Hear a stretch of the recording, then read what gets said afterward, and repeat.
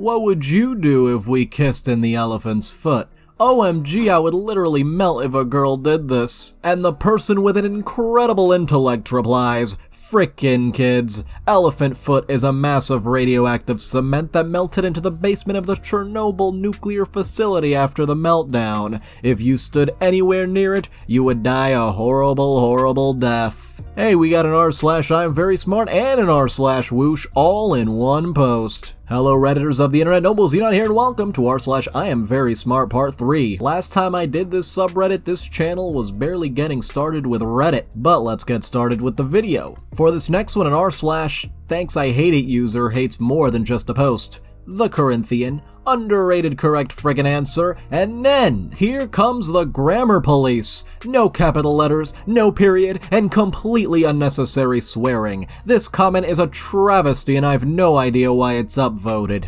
You are to me what you are to the chimpanzee. That is the difference in intelligence. So intelligent, you've misspelled the word difference.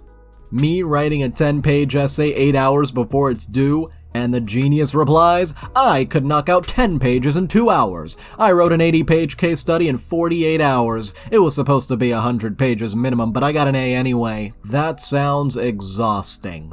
This next one's simply titled Popular Music Bad. Imagine a world where the famous musicians actually studied and knew music theory. Music would be great. There are very few people that I can talk to nowadays about theory, notes that actually make up some advanced chords, scales, modes, keys, reading sheet music, etc. Playing 3 or 4 chord songs consisting of just major and minor chords get extremely boring. That's why I play jazz. 90% of today's musicians can't comprehend jazz. And keeping on the topic of music, this was on a Cage the Elephant song. The original commenter said that he was attracted to this song, meaning he loved it. Why would you imply that you're attracted to a song? If you're indeed a competent person as well as a fan of this song, assuming there's a lyrical understanding, then why are you making such meaningless statements in direct contradiction to the artist's intention? Clear enough? You know, people can exaggerate for humor. They're not actually attracted to the song in this way, they just really like the song.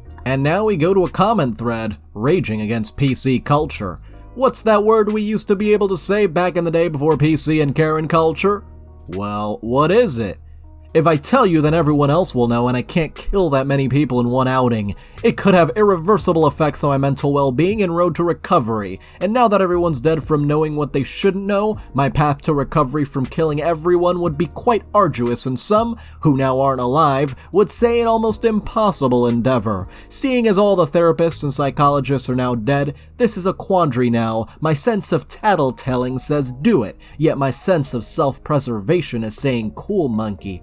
Be cool. I shall send a flare into the void of the internet and ask for a dial a friend option on this question. Sadly, I don't own a working phone. Another hurdle of a stumbling block. Dial a friend on this question. Dude, this isn't Who Wants to Be a Millionaire, this is Reddit. And the other person simply replies, coward. I prefer smartass or facetious if being pretentious sounding. This next one is so shy and quiet, you can totally tell. Today, my art history professor handed back our artwork critique essays. He wouldn't give me mine and told me to talk to him after class. I was nervous and a bit scared. After class, I met with him and he said that he couldn't believe I'd written the paper and if I had plagiarized, he would give me the opportunity to rewrite it. He stated that the literary skills were impeccable and that it was hard to imagine that a 20-year-old pierced and tattooed girl had the experience, attention to detail, and such diction to create such a masterpiece of literary talent. Keep in mind that I'm shy, fully quiet in this class. Not so much in social media though, if you're bragging about your vocabulary. To which I calmly responded, Professor, diction is an untapped resource of unimaginable strength, which when utilized with deliberation and passion, can become as steadfast and resilient as even the most deeply rooted oak tree.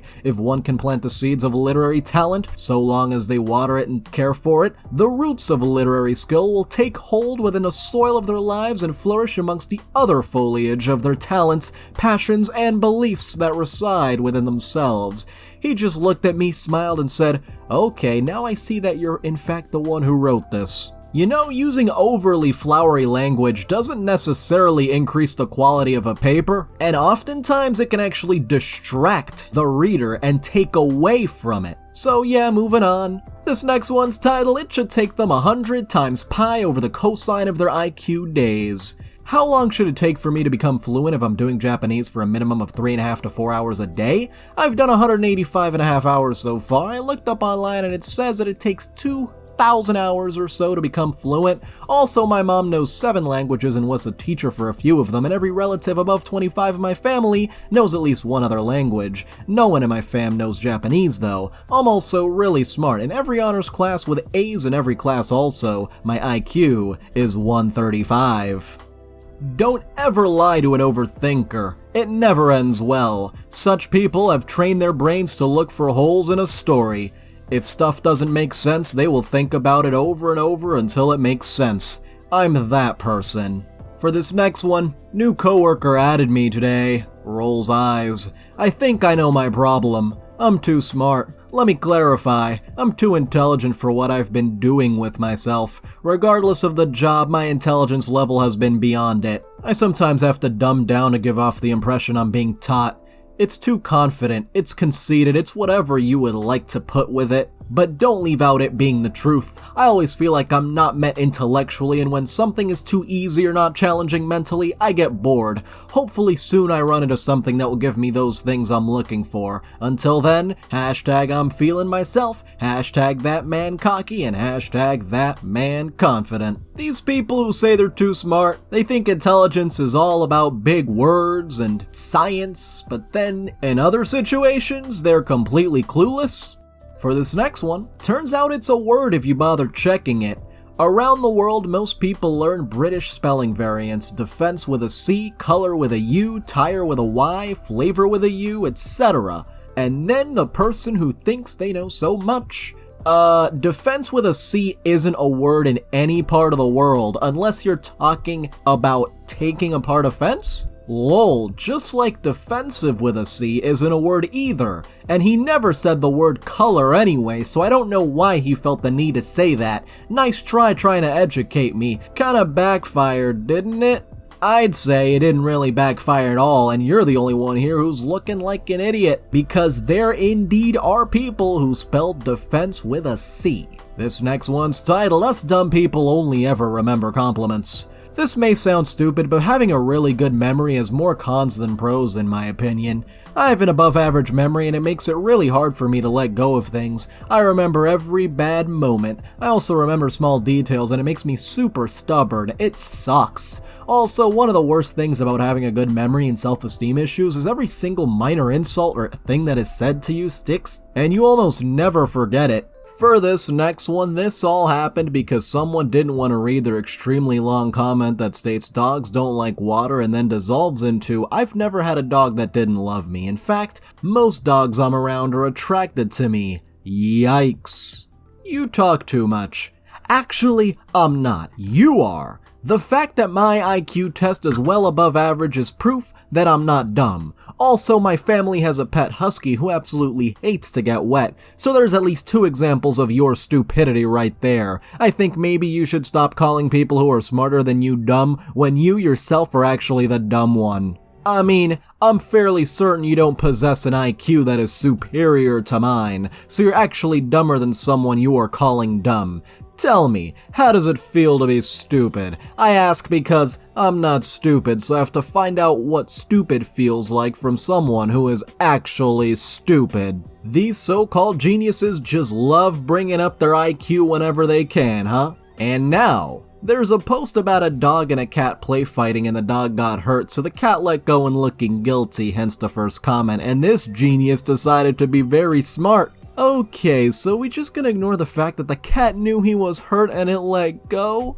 Okay. Someone else replies, you try to sound smart but really just stated the obvious. And someone else, the genius, replies, "That comment made me really sad. Your thinking is biased. You made a grave fundamental logical error. Where's the world going when no one can think well? This is not a joke. In my mind, you just said 1 + 1 = fish, and you believed in it with full commitment.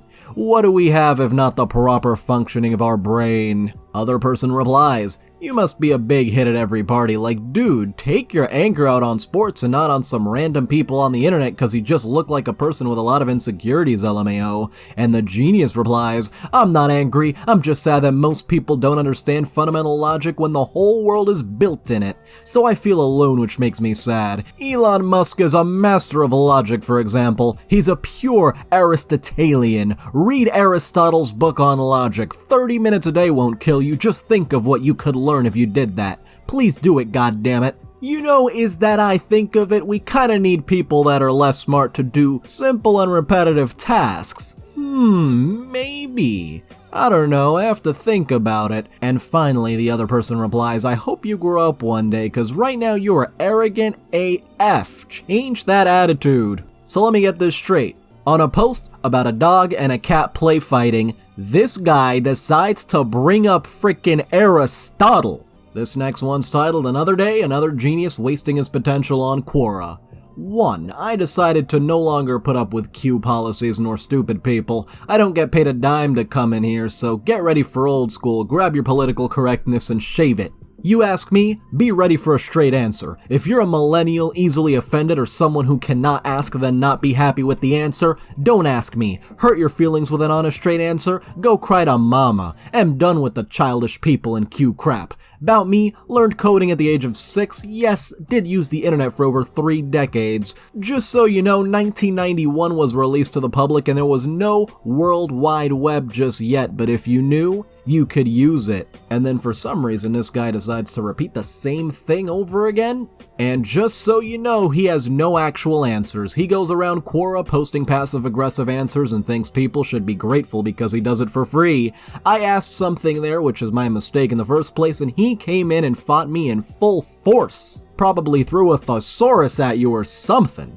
And for this last one, most people I know have more knowledge about celebrity gossip than they do common frickin' sense. Trying this socialize more thing just ain't working out when 9 out of 10 conversations with these simpletons opens with Netflix and closes with Netflix. Y'all are some boring people, not gonna lie. Anyway, I think that's enough of the big brain moments for one video. It's time to thank all of our patrons, especially Seth, Southwell, Spoonie the Rogue, and Benjamins. You can join in the link below, and thank you so much for watching.